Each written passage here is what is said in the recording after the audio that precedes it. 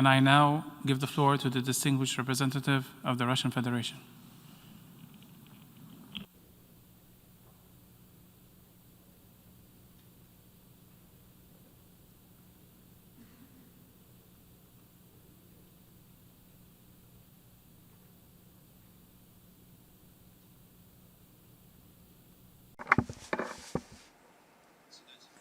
Mr. President, distinguished colleagues, the events of the past 2 weeks in the Middle East have not left a single individual on this planet indifferent.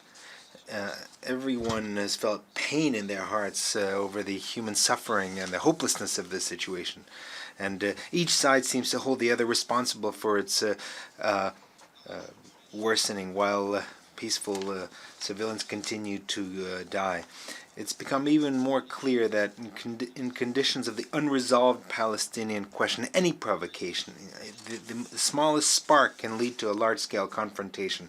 It's very disappointing that these kinds of flare-ups of violence are happening again, not for the first time. We have often seen how unilateral actions, including settlement activity, evictions of Palestinian families and destruction of their property, first and foremost in eastern Jerusalem, and tension around holy sites in the city has led to escalation of violence. That is what happened this time. Following that, we had rocket launches from Gaza and airstrikes by the Israeli Air Force.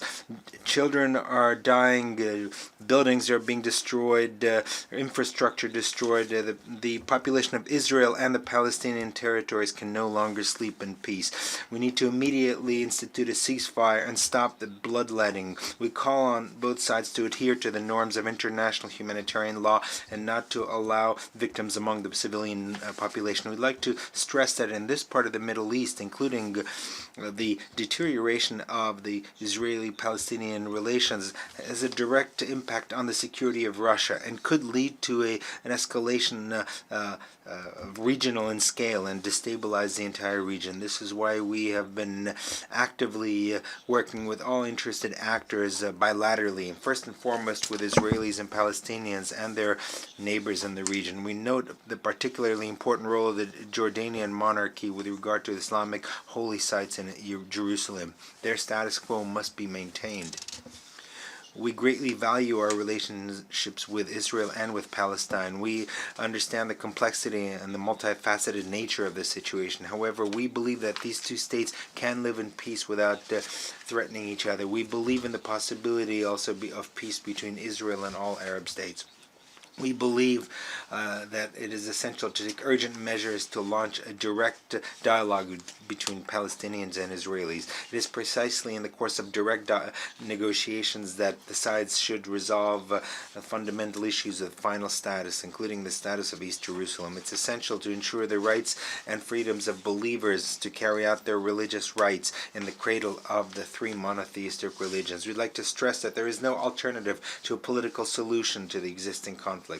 Both sides must assume the responsibility and engage in dialogue. We have no further margin of error.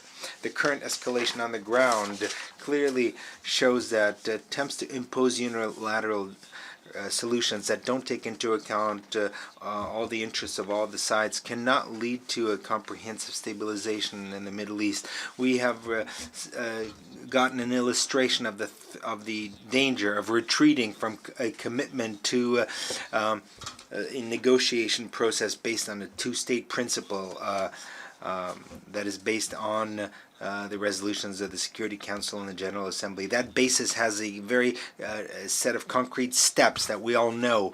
The price of any kind of delusions and retreat from this is very high. It's lives snuffed out, human destinies destroyed. We should never forget that. There is another important conclusion that we must draw.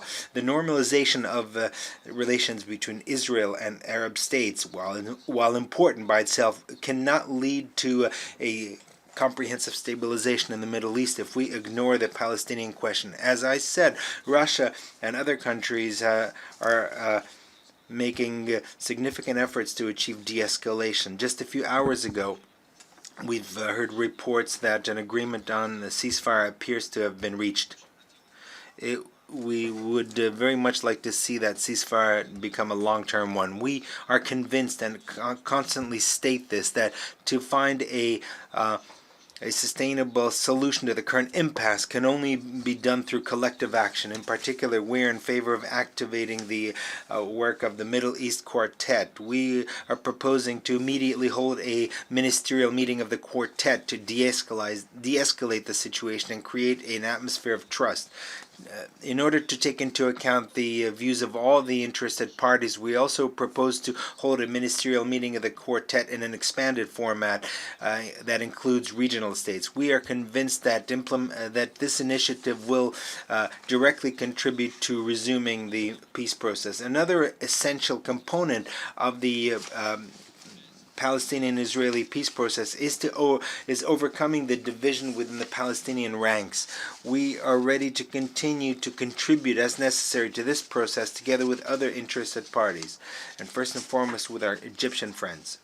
However, the first step, there's no doubt, is to stop the violence and refrain from provocative rhetoric and any kind of unilateral steps that in this situation are completely unacceptable. We would very much like to hope that today's meeting, during which all our colleagues spoke in favor of this kind of ceasefire, will give the conflicting sides a further encouragement to ceasefire and to refrain from mutual provocation. Thank you very much.